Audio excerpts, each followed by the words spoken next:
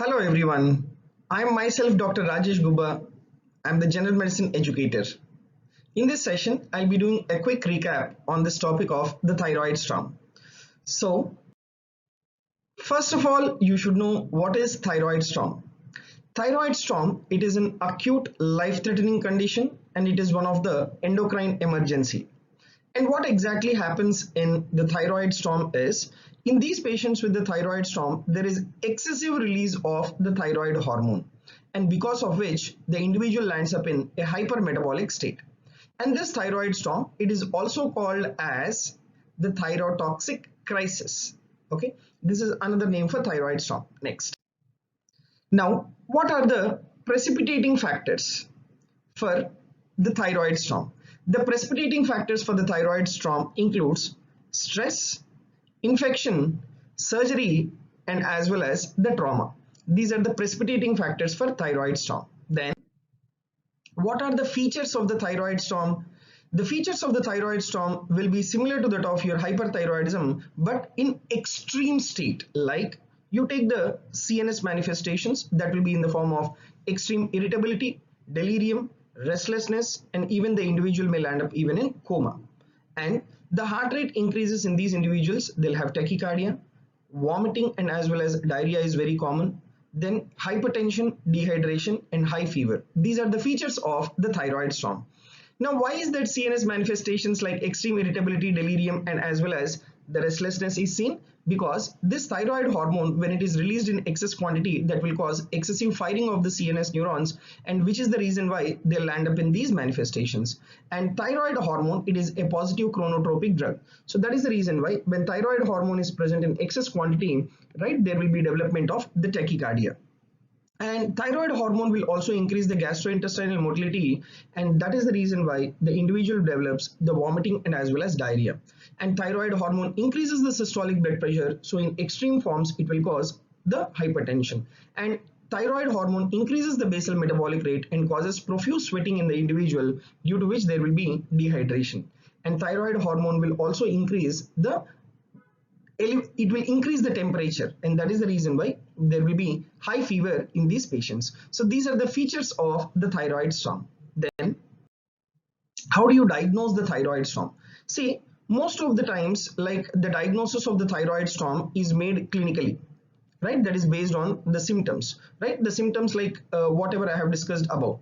And at the same time, there will be a history of the hyperthyroidism as well. And very important is the treatment should not be delayed until the laboratory results arrive, because this is an endocrine emergency. You have to treat the patient. I'll be saying you what are the complications of thyroid storm as well, and what are the laboratory results. See, the typical laboratory results include decrease in the TSH, increase in the T3, and there will be increase in the T4. So these are the typical laboratory results in thyroid storm. Then followed by that, there will be elevated white blood cell count, and there will be also elevated liver enzymes. So these are the laboratory results in patients with the thyroid storm. Then, how does the chest X-ray appear?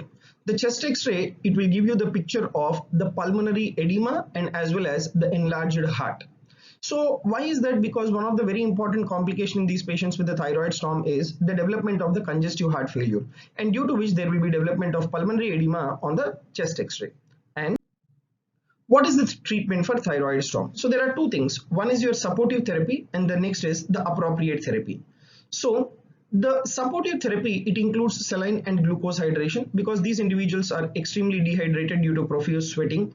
And second thing, you need to give glucocorticoids to give the adrenal support, and oxygen cooling blankets. Why is that? Because these individuals, they have elevated body temperature, for which you need to give this oxygen cooling blankets. And one of the precipitating cause for your thyroid storm is infection, for which you need to give the antibiotics as well. This is only the supportive treatment.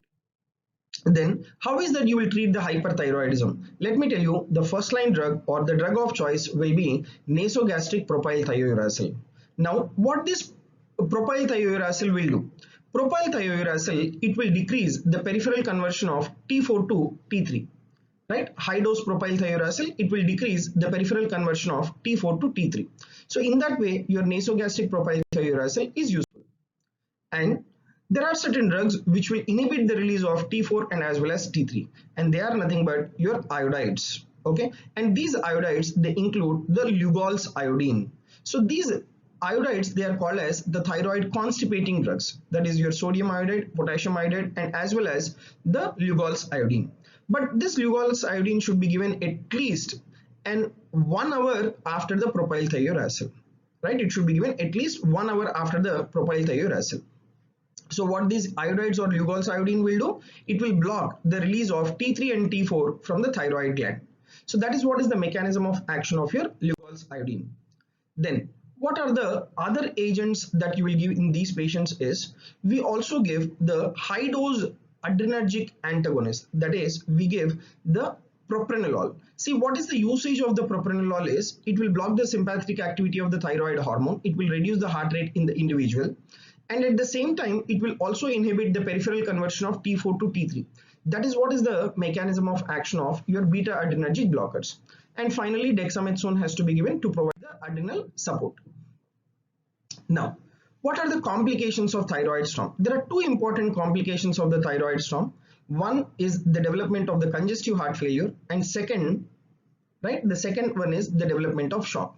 Now, why is this particular congestive heart failure? It is basically a high output congestive heart failure because your thyrotoxicosis, it is a hyperdynamic state. So the individual will end up in high output heart failure. That is nothing but heart failure with preserved ejection fraction, which is nothing but your diastolic heart failure. Okay, and the next important complication is the individual will land up in the hypovolemic shock. Why? Number one, there is heart failure, due to which there is decreased cardiac output, and upon that there is also the volume loss. Why? Because of profuse sweating. So these two will make the individual to land up in the hypovolemic shock. So these are the complications of thyroid storm, and this is in short about the topic related to your thyroid storm. Thank you very much.